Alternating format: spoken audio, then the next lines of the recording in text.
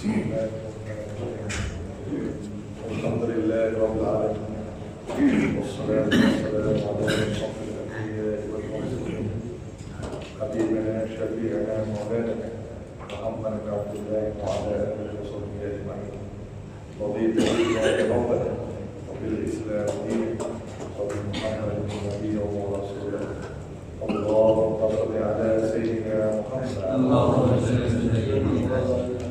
اللهم صل على سيدنا محمد. اللهم صل على سيدنا ونبينا وشفيعنا مولانا محمد. طب القلوب ودوائها وعافية أبدانه وشفائها ونور الأبصار وضيائها وعلى آله وصحبه وسلم. رب اشرح لي صدري ويسر لي أمري واحلل عقدة من لساني يفقهوا قولي. أما بعد. Assalamualaikum warahmatullahi wabarakatuh.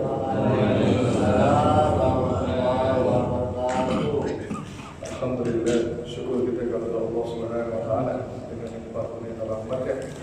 Allah telah menggerakkan tangan kita, Allah telah menggerakkan kaki kita, dan Allah telah memberikan kita kesempatan waktu bersama-sama hadir ke masjid yang mulia ini, Masjid Fastabiqul Khairat. Kemudian Allah memilih saya dan semua yang hadir sama-sama duduk di dalam majlis yang mana disampaikan oleh baginda sallallahu alaihi wasallam sebagai Raudhatul Jannah, sebagai taman-taman surga di dunia. Semoga Allah angkat kajian kita pada subuh ini sebagai Raudhatul Jannah. Amin ya rabbal alamin. Apa kabar jemaah semuanya? Sehat? Ya, bertemu kita kembali dalam kajian rutin kita setiap hari Rabu. Betul? Ya, hari Rabu kajian kitab kita setiap hari Rabu insyaAllah akan diadakan kajian kitab Asy-Syama'il Muhammadiyah. Kita lanjutkan pembahasan kitab Asy-Syama'il Muhammadiyah. Sudah mau masuk ke pertengahan. Dah setengah lah. Dah separuh lah ya. Ya, tak terasa. Ya. Dan bab yang ke-29. Bab yang ke-29. Maka terakhir kita telah bahas tentang adab-adab makan. Yang mana terakhirnya kita bahas tentang doa Rasulullah sebelum dan sesudah makan. Dan kita telah bahas juga tentang baginda sallallahu alaihi wasallam mencuci tangan ya, sebelum dan sesudah makan. Baik, sekarang kita beralih ke tempat bab tentang minuman Nabi sallallahu alaihi wasallam. Kalau sebelumnya kita telah bahas tentang makanan, betul? Betul? Makanan kan? Okey, makanan sudah selesai. Tapi ada, dia sebenarnya kalau anda buka kitab ni, dia banyak apa ya? Dia tidak secara urutan bab tentang makanan sekaligus sudah. Contoh sekarang bab makanan, besok lompat ke minuman, kembali lagi ke makanan. Dia seperti itu. Cuma saya urutkan dia, tak apa kan? Boleh? Maka kita selesaikan dulu tentang buah favorit Nabi sallallahu alaihi wasallam. Buah favorit Nabi sallallahu alaihi wasallam bab ke-30. Sebelum ke bab 29, kita lompat ke bab yang ke-30 dulu. Okey, sebelum bab bicara tentang minuman. Baik. Nabi sallallahu alaihi wasallam disebutkan dalam hadis yang ke-197. Ya, daripada Ismail bin Musa Al-Fazari bercerita kepada kami, ia berkata, Ibrahim bin Sa'ad bercerita kepada kami dari ayahnya, dari Abdullah, ia berkata, karena Rasulullah SAW mengkonsumsi mentimun dan juga kurma muda. Apa dia? Baginda akan konsumsi timun dan kurma muda. Siapa? Baginda ketika makan kurma tidak makan kurma sahaja, kan? Baginda akan gantikan dengan buah yang lain, sama ada itu timun ataupun tembikai. Apa tembikai? Semangka. Buah semangka. Kenapa digandingkan? Supaya apa dia? Di sini datangnya apa? Satu tajuk disebut sebagai bahasa Inggerisnya food combining. Apa dia? Food combining. Apa maksud food combining? Gabungan dua bentuk makanan, kan? Maka Nabi SAW akan menggabungkan dua buah ataupun buahnya yang berbeza unsur. Dan kita tahu kurma unsurnya panas ke dingin? Panas ke dingin? Jadi makan kurma pun tak boleh berlebihan. Ya Pak ya, oh sunnah ni, bapak makanlah 10 biji. Jadi unsurnya panas, tak boleh berlebihan mengkonsumsi kurma. Maksimal sehari itu 7 paling maksimal. Bapak makan berapa kali? Jangan langsung 7 yang makan. Dia bilangan ganjil 11. 3 dah cukup dah, maksimal dah 3 dah, 3 dah bagus dah. Standar. Baik, baginda akan gandingkan di sebelah hadis tadi, baginda akan gandingkan dengan timun. Kenapa timun? Timun unsurnya dingin. Jadi baginda akan combine antara dingin dan panas. Jadi cara makan yang mana? Baginda akan makan kurma dahulu ataupun timun dahulu, kan? Terus digandingkan, diselang-selingkan. 1 biji kurma, terus makan lagi timun, ataupun makan sebiji semangka. Faham tu? Jelas ya? Terus makan lagi kurma, selesai makan kurma, ambil lagi buah semangka, diselang-selingkan. Itu sunnah makan yang sebenarnya. Dan baginda makan, kita semua tahu, sebelum makan makanan yang berat. Apa ya? Sebelum makanan yang berat. Tapi kita hidangkan buah-buahan bila? Setelah makan. Itu salah darinya. Harusnya di awal hidangkan buah, langsung kita pun ambil buah, apa-apa yang buah yang ada, terus baru makan makanan yang berat. Faham tu? Jadi sama ya. Kalau melon sama sini. Melon apa melon? Melon apa? Sama melon. Semangka juga. Sama semangka lain. Kalau kami bahasa Malaysianya kalau tembika itu warnanya merah, kan? Isi itu warna merah, kan? Itu semangka, betul? Kalau semangka ataupun semangka warnanya kuning. Sini melon.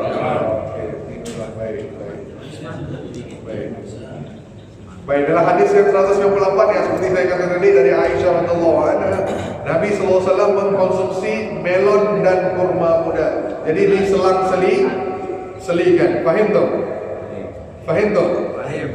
Nah, terus baginda juga konsumsi buah kirbis. Apa itu buah kirbis? Buah melon yang berwarna kuning. Nah, ini ada di negara Arab. Buah melon yang berwarna kuning. Jadi baginda campurkan. Jadi diselang-selingkan makanan. Maka dari situ ulama-ulama yang terkemudian, ulama-ulama salaf seperti Ibnu Qayyim Al-Jauzi, beliau mengarangkan kitab Tibbun Nabawi. Maka beliau menyebutkan kepada kita bahawa harus kita gandingkan 2 unsur. Maka makan itu harus berhati-hati, perhatikan unsur mana yang kita makan. Maka diselang-selingkan. Kalau kita makan unsur darat, maka dalam waktu yang bersamaan makan hanya makanan yang ada unsur darat. Kalau makanan-makanan yang unsurnya laut, maka hanya makan pada waktu itu makanan yang unsurnya laut. Jangan dicampur adukkan. Apa? Jangan dicampur laut dengan darat. Dan kita bahaskan kemarin, betul. Kalau makan ayam, boleh makan bersamaan dengan Sapi, daging, lembu. Tahu lembu? Lembu, kambing, itik. Apa itik? Itik apa lagi? Rusa apa lagi? Kuda, unta, silakan. Ni darat semuanya. Kalau unsur laut, makan ikan, maka boleh makan bersamaan dengan udang, apa lagi? Sotong, cumi, ketam, kan? Boleh. Tapi jangan dicampurkan ayam makan bersama dengan ikan. Ni nak ikut, bukan ikut sunnah Nabi nak sebut jangan makan sama ayam dengan ikan, tak. Cuma ulama-ulama mengkaji hadis yang disebutkan tadi, 2 unsur. Tak apa, kalau kita makan bersamaan 2 unsur, maka akan datangkan penyakit dan akan boleh merosakkan perut dalam jangka masa yang panjang. Jadi bapak-bapak yang ada masalah di perut, kenapa tidak mengkonsumsi dengan benar, maka pergi ke kenduri kendara. Tahu kenduri kan? Apa kenduri? Acara hajatan ke mana-mana, maka perhatikan. Nak makan ayam je, jangan ambil ikan. Saking tamaknya antum atau ambil dua-duanya? Betul? Betul? Betul? Nah, lepas ini jangan, kan? Jangan berubah seperti itu. Faham dong? Faham dong? Terus, oh iya lupa saya sebutkan. Ini seharusnya saya sampaikan bulan Ramadan kemarin supaya orang boleh praktikkan. Gimana cara makan kurma yang sebenarnya sunnah? Sampai tahu? Ya dikunyah lah, apa lagi? Makan bakso roti hidung. Direndam. Makan bakso roti hidung. Hah? Direndam. Tidak, makan kurma, biji kurma sunnah untuk buka puasa dengan kurma tu kan? Gimana cara makan yang benar? Siapa tahu? Benar maksudnya sunnah Nabi SAW. Ganjil. Ya betul, bilangan ganjil. Terus apa lagi? Makan dengan tangan. Tahu kan? Cara makan yang sebenarnya siapa yang tahu? Kupas, bijinya dibuang. Dikupas ke? Bijinya Cara Nabi SAW makan kurma ni tak ada kurma ke dia? Ya. Tak bercontoh ya, ada contoh. Anggap kurma. Begini lah ya. Cincin saya. Anggap ni kurma. Di baginda akan makan langsung. Bismillah kan? Bismillah. Kita ambil. Bismillah. Langsung makan. Terus bijinya. Macam mana antum keluarkan bijinya? diambil pakai tangan. Itu cara biasa kita. Betul? Nabi tidak ambil langsung dari tangan ini. Nah, itu yang ramai yang tak tahu. Gimana? Kan kita makan, kalau kita makan biasa ni namanya makan buah terus ambil biji seperti ini, betul? Buang, terus ambil lagi. Nabi tidak berbuat demikian. Gimana Nabi SAW keluarkan bijinya? Dikunyah tak bijinya? Gila apa? Dibuang dulu sebelum makan. Betul. Ini sunnah yang dahil kita tidak tahu. Baginda ketika mengeluarkan bijinya akan dikeluarkan di atas ini. Dikeluarkan. Terus buang tangan. Kenapa?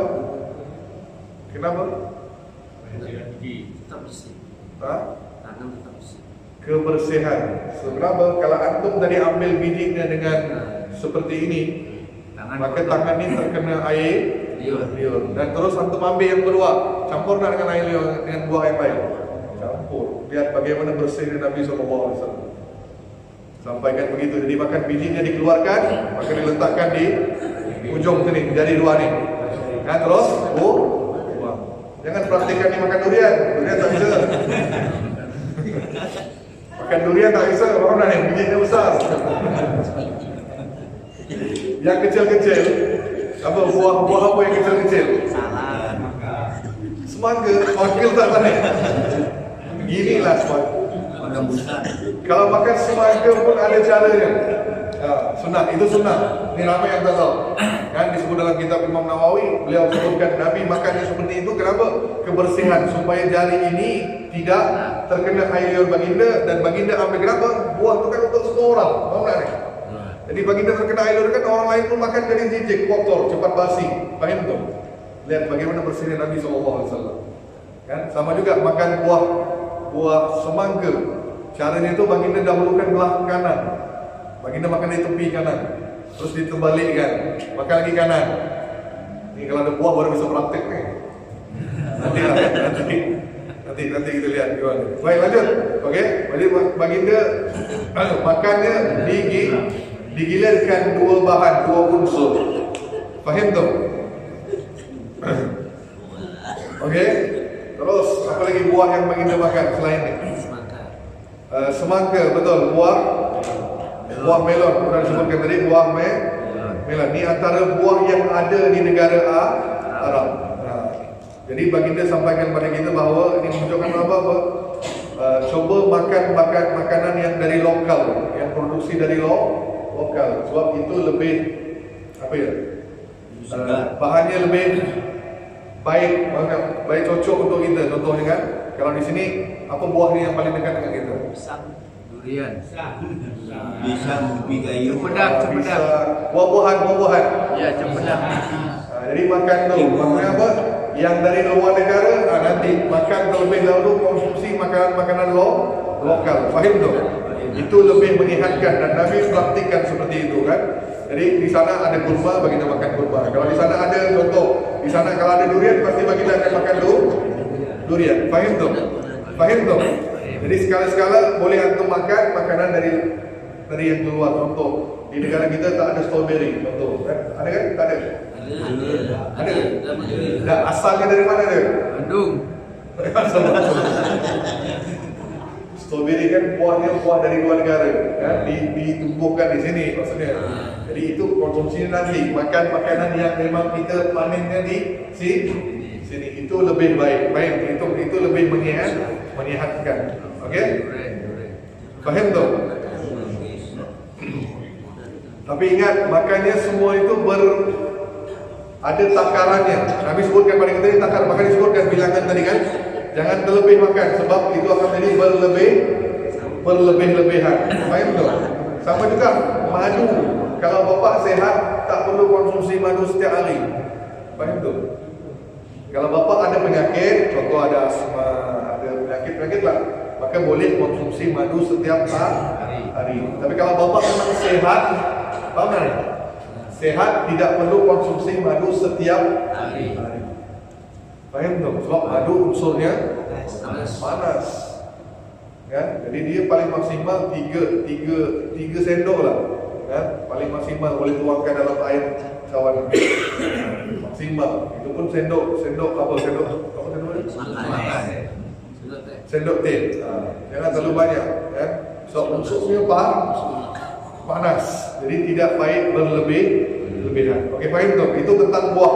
Selesai dah buah. Yang lain boleh kita lihat dalam Al-Quran, ada buah pisang. Jadi bapak boleh buka Al-Quran, apa yang disebutkan, kan? Di syurga nanti ada buah pisang. Apa lagi? Buah anggur. Apa lagi? Buah tin. Apa lagi? Buah zaitun. Kan? Terus buah apa? Delima apa delima? Apa delima? Sama kan delima? Buah delima. Kan? Ini semua makanan-makanan yang nanti akan jadi makanan surga. Tapi jangan dipikirkan buah pisang di dunia tak sama dengan buah pisang di surga. Baik tu? Tak sama. Baik tu? Allah beri gambaran saja bahawa di surga ada buahnya pisang. Baik tu? Tapi tak semestinya pisangnya sama dengan pisang dunia. Faham tu?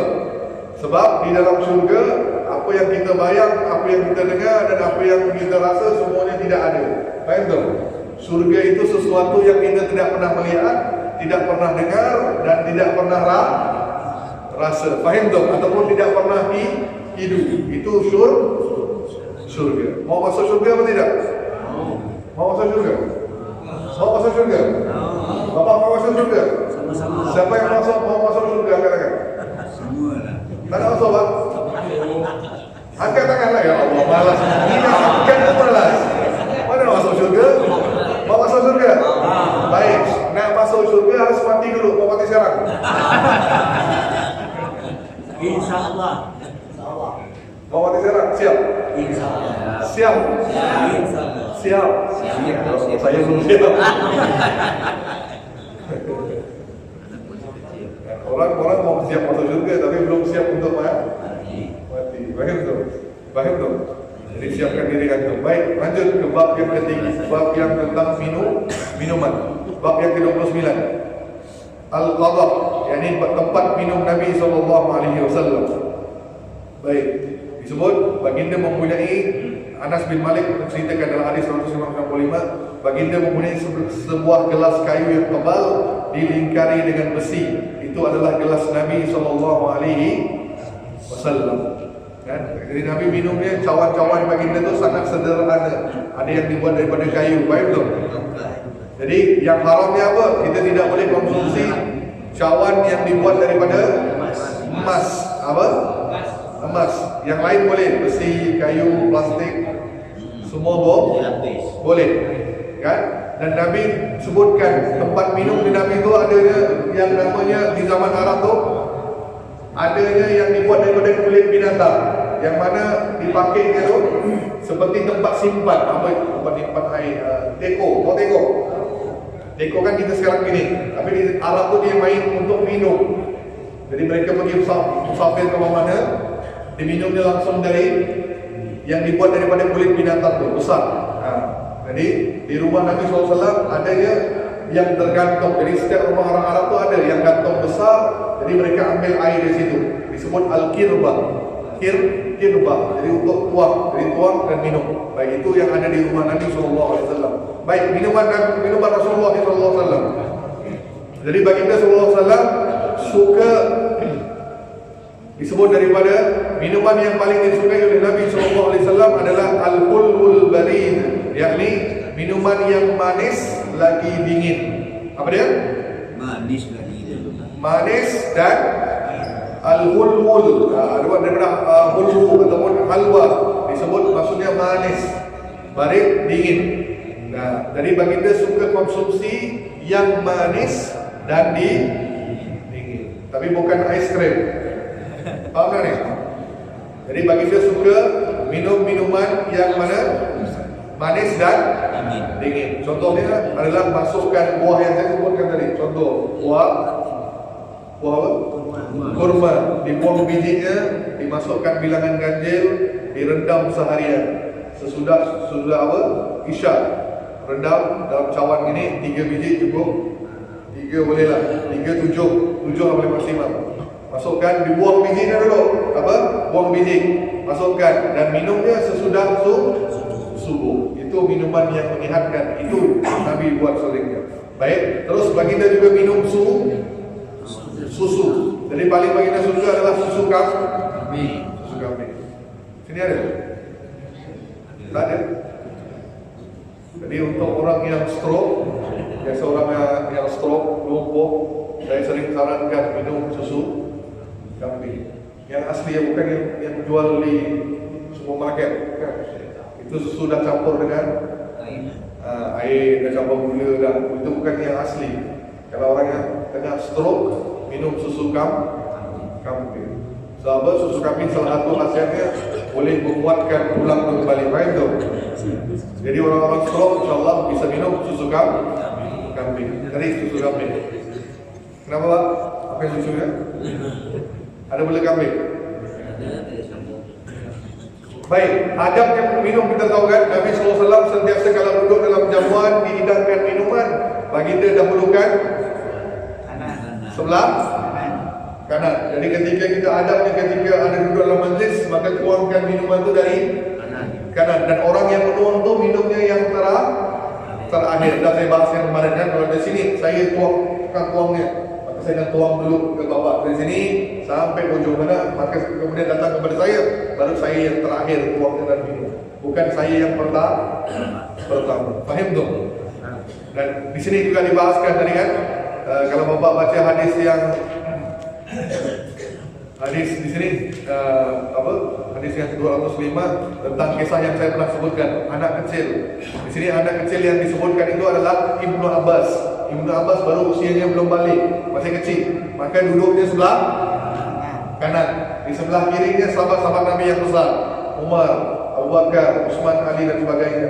Jadi ketika Nabi nak makan, jadi gimana? Caranya, tanpa baginda beralih tempat, tanpa menyuruhkan sahabat lain, ini tak boleh. Tidak beradab kalau kita menyuruh orang yang dah duduk bangun. Faham tak ni? Jadi tak boleh buat begitu. Jadi ketika kita dah duduk, maka itulah tempat duduknya. Jangan kita, Pak bukan di sini, di sana. Ini tidak beradab namanya. Faham tu? Kalau orang dah duduk, maka harus satu perhatikan tempat duduk. Maka siap awal-awal.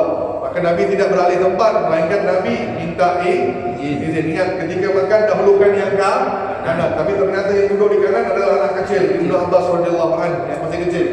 Maka Nabi minta izin kepada Ibnu Abbas, wahai Ibnu Abbas, boleh tak aku beri makan kepada? Jadi Nabi waktu itu minum kan? Minum air. Jadi para sahabat tu pingin, biasanya ketika Nabi minum satu gelas tu, jadi sahabat lain pun akan minum pada gelas yang sama. Mana gelas Nabi? Contoh Nabi hidup sekali kan bismillah. Jadi Nabi berikan pada sahabat cawan yang sama. Jadi para sahabat tu paling pingin. Maka Nabi ketika nak berikan pada sahabat, di sini ada anak kecil. Maka apa kata Nabi? Wahai Ibnu Abbas, boleh tak aku berikan minuman ini kepada sahabat-sahabat ini lebih dahulu? Nabi minta izin. Tapi ternyata apa kata Ibnu Abbas?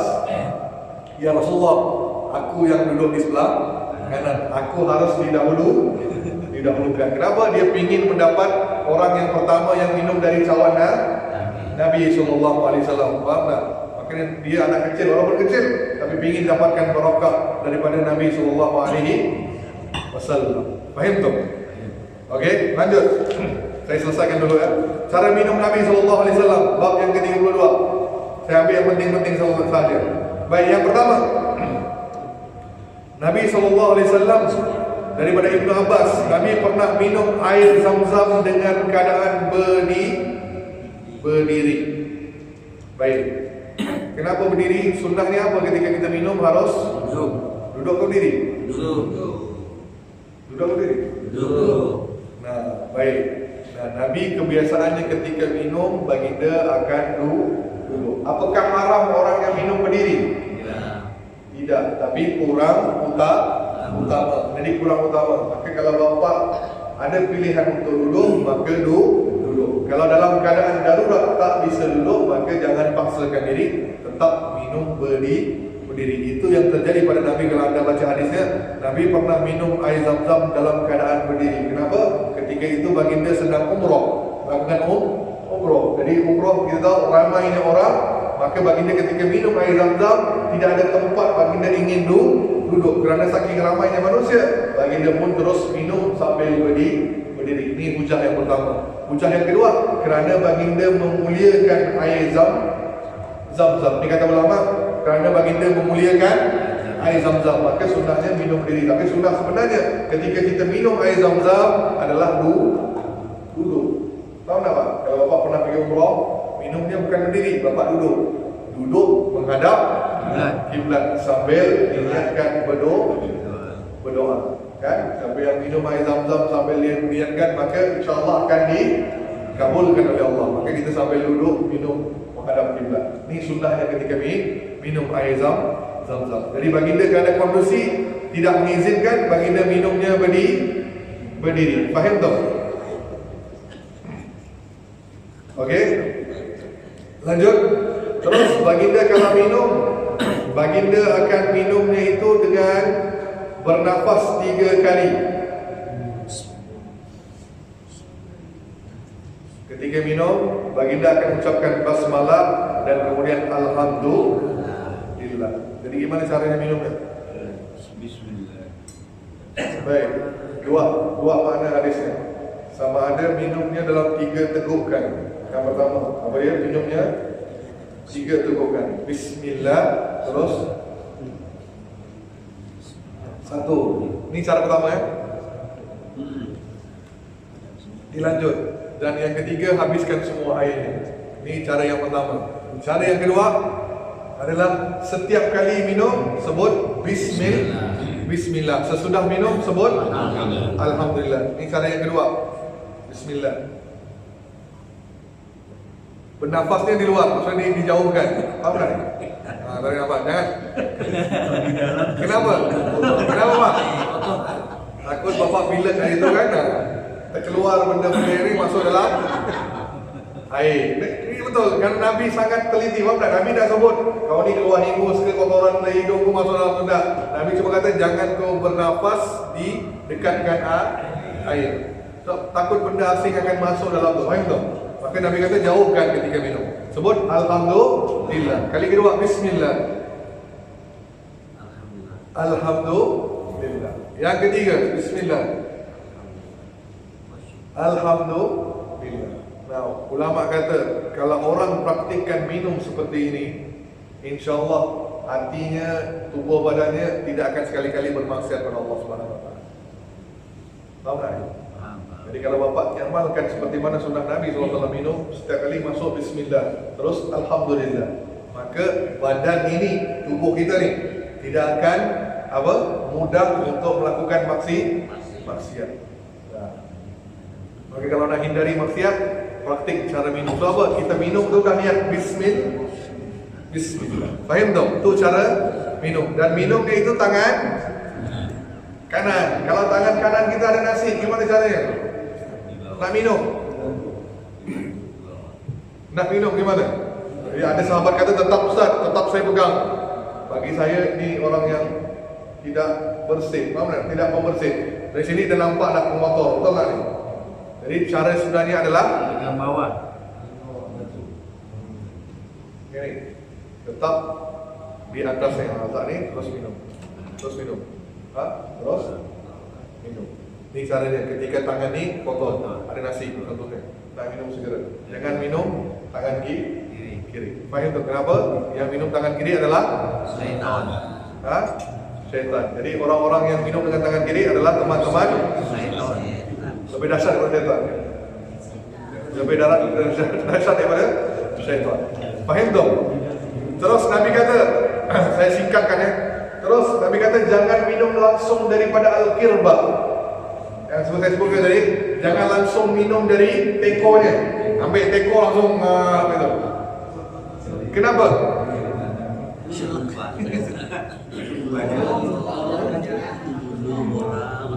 Jadi ada kalau bapak buka hadisnya ada Nabi pernah balik ke rumah, terus di rumah baginda ada kirbah tadi, teko yang besar yang digantung, baginda langsung minumnya sambil berdiri. Kenapa? Kerana baginda tak bisa duduk dan tuangkan, maka langsung baginda minum berdiri. Itu boleh. Kenapa? Kondisinya, ingat kondisi. Kalau kondisi kita bisa duduk, maka minumnya tu jangan langsung dari tekonya, mulut apa teko? Cereknya. Kecuali anda tuangkan dalam cawan yang lain, gelas yang lain, baru minum. Minum. Kenapa? Kerana anda boleh tahu kondisi airnya, betul?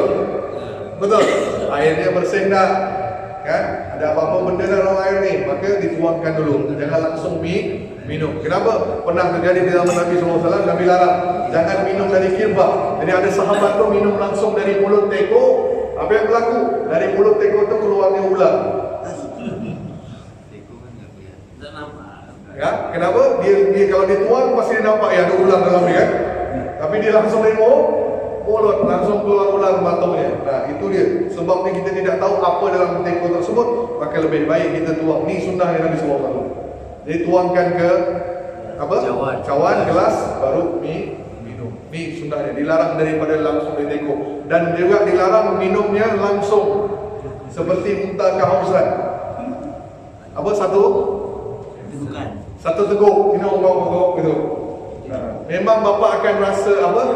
Nyaman rasa dialah segar, tapi itu cuma hausnya hilang sebentar, kemudian pasti akan haus lagi. Jadi caranya minum tadi, minum sedikit demi sedikit. Kenapa? Itu lebih nikmat dan akan terasa cepat hilang hausnya. Faham tu? Daripada bapa minum cepat gitu, hilangnya sebentar saja, kemudian mau minum lagi. Maka jangan. Ayo bu. Boleh, tak ada masalah. Di zaman kita kan disesuaikan keadaan. Sama juga kalau nak ikut sunnah tadi, hirupnya 3 kali kan, disedut dengan 3 kali. Sama boleh praktikan sunnah Nabi SAW. Okey, terus jangan tiup air yang panas. Kenapa Pak? Itu saya katakan tadi, takut mulut bapak ni berbau, kan, mengeluarkan bau yang kurang enak. Takut ada benda yang tak bagus, maka Nabi larang kita meniup air yang panas. Tunggu dia jadi dingin sebentar, hangat-hangat sikit, baru minum. Tapi kita terus minum. Betul? Dan yang paling penting, kalau bapak, ni saya sampaikan kemarin, ketika air itu ditinggal, jangan tinggalnya seperti ini, kecuali tutup sambil baca Bismillah. Kalau tak ada penutup, pakai tisu boleh, Bismillah, tutup dengan tisu. Walaupun tak penutup semuanya. Sendok boleh, Bismillah. Kan kopi, biasanya tak ada penutup, pakai sendok kopi tu langsung Bismillah, diletak silang. Ranting, takkan potong pohonnya pula kan? Kalau tak ada pen pun boleh, Bismillah. Kenapa? Tidak mengizinkan yang gaib datang membuang kotorannya di atas minuman kita maupun makanan kita. Ini paling penting. Ingat Pak, jangan biar syaitan masuk rumah. Kan? Jangan biar syaitan masuk rumah. Ada syaitan namanya Dasin. Ini syaitan rumah. Syaitan rumah. Nabi sebut dasin. Apa namanya? Sini. Dasin. Ataupun perempuan, kalau itu syaitan perempuan namanya dasimah. Ialah mukmin mukminah kan. Kalau laki dasim, perempuan dasimah. Nah, apa kerja dia? Dia adalah buat rumah itu terasa panas. Maksudnya apa? Buat rumah itu terasa panas. Buat rumah itu panas. Kalau panas apa rasa pak? Nak marah, nak gaduh. Itu kerja dasim. Akan buat kita suka nak marah, bergaduh suami isteri. Itu tugas dasim, memisahkan. Maka dia akan masuk bila? Ketika kita masuk ke dalam rumah, tidak ucap salam. Jadi ingat sunnah Nabi ketika masuk ke dalam rumah, Assalamualaikum. Ada orang, tak ada orang, tetap ucap salam. Kalau biasa, kalau ada orang di rumah, kita ucap Assalamualaikum, dijawab, itu normal. Betul? Tapi kalau tak ada orang di rumah, kita ucap Assalamualaikum, tiba-tiba ada suara pula dalam rumah kan? Waalaikumsalam. Itu apa pula ceritanya? Itu dah lain dah ceritanya. Jadi masuk rumah, Assalamualaikum. Bukan hanya depan rumah, setiap pintu kamar dalam rumah kita. Ha? Apa je bu? Suami balik. Ya, suami kata Assalamualaikum. Kita wajib jawabnya kalau kita mendengar. Maksudnya apa? Kita masuk rumah kita sendiri nih, tapi di dalam itu tidak ada orang. Kalau ada yang sholat, Tak perlulah ibu jawab. Kita Assalamualaikum, Waalaikumsalam juga gitu kan. Walaupun kita melihat tak ada orang, tapi mungkin di dalamnya ada malaikat. Ada yang gaib, kita tak nampak. Mungkin yang gaib itu yang jawab. Jelas bu? Jadi tak usah kita jawab. Kita ucap salam saja. Assalamualaikum. Kan? biasanya ada yang jawab, Waalaikumsalam. Kita diam aja. Lah. Apa pula? Ini isteri siapa pula ni? Mana pak? Tolong jelaskan pada suaminya, tolong jelaskan ni. Mana suaminya? Tak bu, kita ucap salam, orang lain jawab salam tu orang lain. Jadi tak ada orang di rumah, tak usah kita jawab, kita ucap saja. Assalamualaikum. Tak ada orang tak ada yang jawab, biarkan. Di goib, dijawab. Mungkin ada malaikat di situ, kan? Maka dia akan jawab. Dan yang paling penting saya katakan tadi, setiap pintu kamar rumah kita, baik kamar tidur kita di mana pun, kecuali kamar WC. Jangan buka WC Assalamualaikum pula ni. Kan pintu kamar kita ke rumah walaupun gelap. Jadi buka Assalamualaikum. Kenapa? Bila mana kita pergi ke kamar kita, takut di situ ada benda yang duduk. Maka kita ucapkan salam, maka dia akan lari. Syaitan tu akan lari daripada rumah. Maka kita cuma, mungkin selama ni kita dengar cuma di depan rumah, betul? Nak masuk rumah ucap salam. Tapi sebenarnya di dalam rumah, setiap pintu kamar ucap salam. Assalamualaikum. Tutup dengan Bismillah. Sama juga yang ada kamar WC di bedroom. Ada? Biasa zaman sekarang ni kan bila buat kamar tidur di dalam tu langsung ada kamar mandi. Kan? Betul? Betul? Gimana? Maka jangan biarkan kamar itu WC terbuka. Kalau bapak biarkan yang buka, syaitan akan keluar masuk. Faham? Syaitan akan keluar masuk.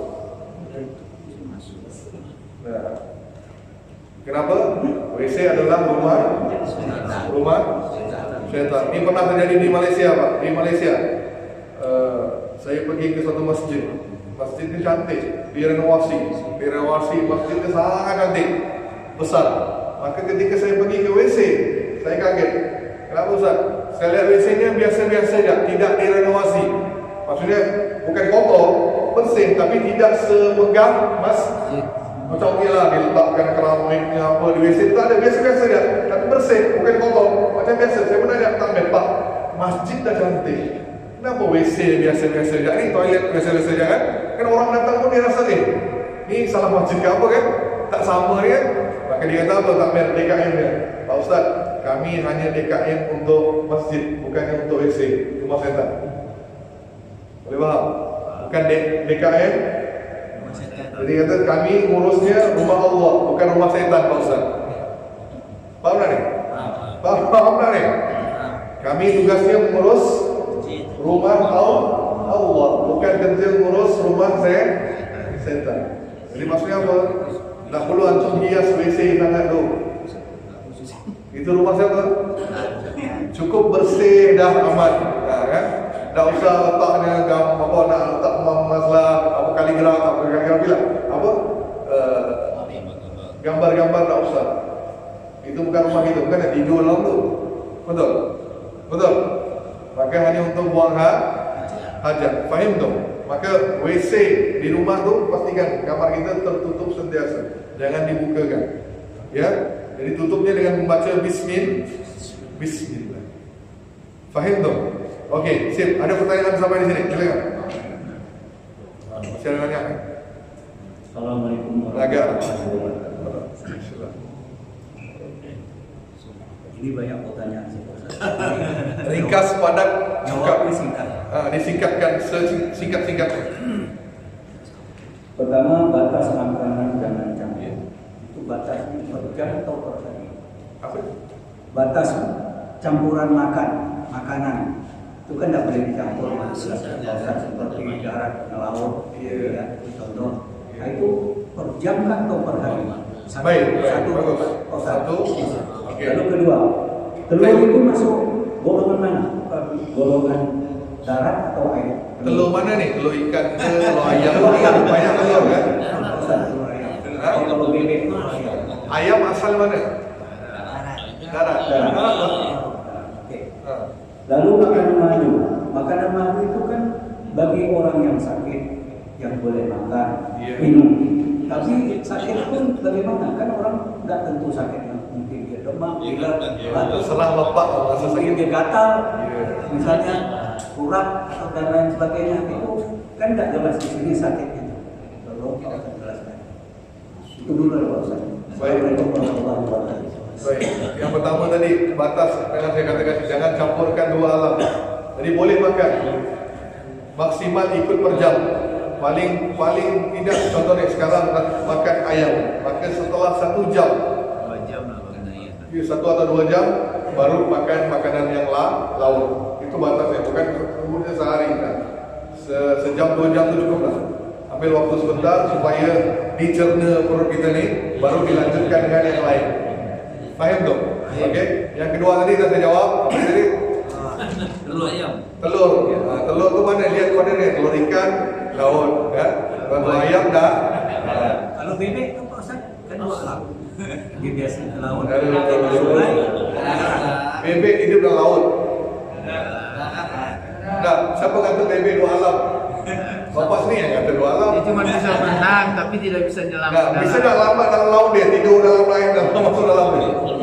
Tak bisa lah, laut darat lah dia. Aduh, bebek dua alam pula dia. Terus yang ketiga, madu. Baik, madu ni di Quran disebut madu itu kan syifa ulinnas. Kan syifa ulinnas, penawar bagi manusia. Maka segala penyakit boleh diubati dengan madu dengan izin Allah. Faham tak ni? Jadi bapak penyakit apa pun terasa kalau ada penyakit kan, waimah demam sekalipun makan madu. Pilek makan madu. Maksudnya tak ada apa ya batasnya untuk penyakit tertentu. Semua penyakit boleh dengan izin Allah Subhanahu wa taala. Cuma saya kata jangan konsumsi setiap hari untuk orang yang sehat. Jadi kalau merasa tidak sehat, boleh silakan setiap hari minumnya. Tak ada masalah. Tak ada masalah. Okey? Dah. Sudah 3. Sip. Yang lain. Ada tak? Ada? Oh, bagus hari ni ya. Diam pelan ya, tak ada anak-anak ni. PRT dah ada PRT. Ya. Kalau ada untuk minum itu kan kadang-kadang kita minum kan pakai seruput gitu ya. Kalau minum kayak agak panas. Oh, di. Okey. Nah itu bagaimana? Bunyi kan? Bunyi. Tak ada masalah. Boleh. Tapi jangan sampai mengganggu orang lain. Tak boleh makan kopinya bagus. Ha? Mana artinya kopinya enak. Ada kopinya enak terasa dia menikmati kopinya kan. Tak ada masalah. Boleh. Tak boleh. Jangan sempurkan orang lain dah. Tersempurkan orang lain dah kan. Okey. Terus lagi.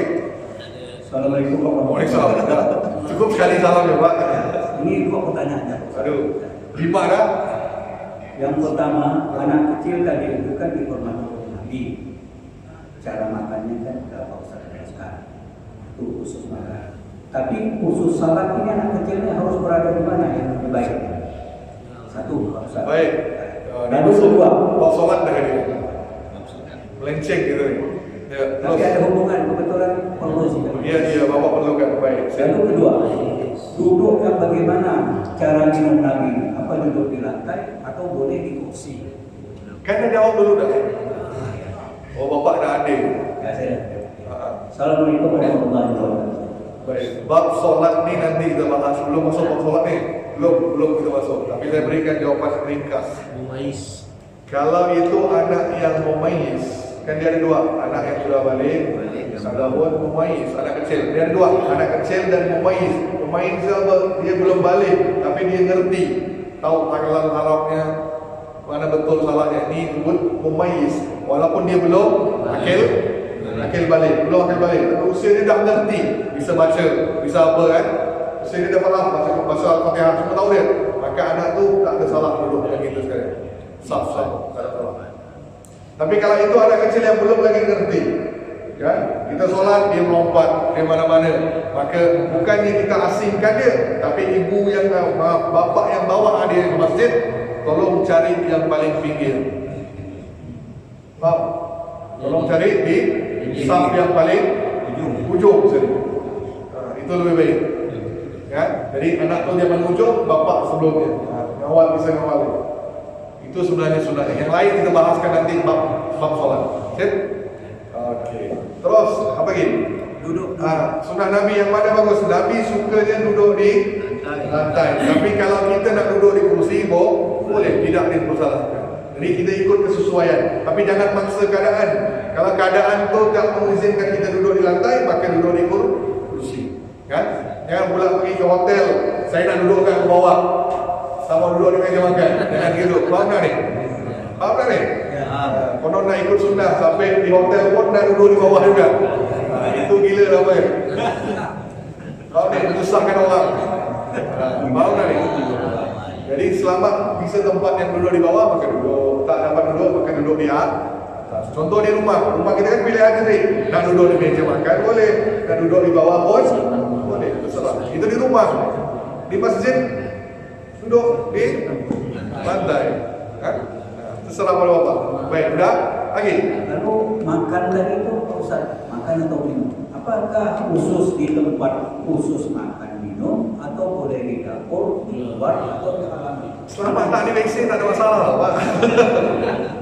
Selama bapak tak bawa makanan ke WC, selama tempat tu bersih di ruang tamu, bapak nak duduk makan, silakan. Dia tak ada harus ikut pada tempat dan mana yang terbaik, ya? Mana yang terbaik. Udah? Siap? Udah? Itu saja. Okey, dah selesai dah kita bab tentang minuman. Baik. Selanjutnya adalah parfum Nabi sallallahu alaihi wasallam. Parfum. Apa ini ya? Gaya bicara. Terus senyum. Okey, nanti kita masuk bab yang seterusnya. Itu saja. Itu dah ya. Sip. Wabillahi taufiq wal hidayah. Assalamualaikum. Ada tanya? Ada Bu? Ada mau nanya Bu? Tak ada ya? Aman ya? Okey, semua faham ya? Jadi jangan lupa praktikkan sunnah Nabi. Sudah praktikkan apa belum? Oh ya, satu lagi lupa saya. Ketika apa ni? Kopi ke apa kan teh yang kita nak aduk. Aduk tu. Aduk tu bang. Kalau menurut saya ni aduknya kiri ke kanan. Sama juga ibu-ibu yang masak. Masak apa saja tu aduknya tu kiri ke kanan. Ikut tawaf, orang tawaf. Ya? Faham tak ni? Bukan kanan ke kiri, kan? Bukan kiri, tapi kiri kanan. Oh ya? Dia akan lebih apa itu? Orang yang praktikkan seperti itu putaran tawaf. Itu ada suatu aura yang lebih bagus lah. Iya. Makanya saya suka kalau minuman tu apa pun teh ke apa, diaduknya kiri ke kanan. Yang suka ngopi tu sama lah, kiri kanan. Jangan kanan ke kiri. Jangan ikut putaran jam, tapi ikut arah lawan jam. Ya, arah lawan jam. Itu satu yang boleh Anda praktikkan. Okey, terus jangan campurkan apa tadi yang kita dah bahas dulu. Susu dengan daging. Apapun dagingnya jangan campur, tidak baik. Susu dengan buah pun tidak bagus. Susu dengan buah, faham tak ni? Susu buah, jus. Ya, jus. Tak boleh. Jadi buah-buah saja, jangan dicampur susu. Faham? Buahnya langsung asli buah kepikai, apa buah semangka. Jangan dicampur Susu atau gula. Gula lagi lah. Kopi yang terbaik, kopi yang tanpa Gula. biji kopi. Kenapa orang ulama suka? Ulama dulu kenapa cerdas? Kerana mereka makan yang kopi yang asli, bijinya. Faham tak ni? Yang kalau kita pakai saset itu dah bukan kopi dah. Itu dah kimia, bahan kimia. Jadi zaman dulu tu langsung buahnya dihancurkan dah, biji kopi langsung diminum. Jadi kalau bapa nak gantikan susu, ya boleh sedikit sajalah kalau kita kan. Tapi sebaiknya kalau saya lah, saya akan minta isteri saya tu campur madu, ganti gula. Faham tak? Gula tu diganti dengan madu. Jadi orang tutup teh tu, jadi dia untuk gula tu digantikan madu. Sedikit dah manis lah. Tapi rasa saya tak tahulah hantar gimana rasanya kan. Itu saja, insyaAllah kita akan sambung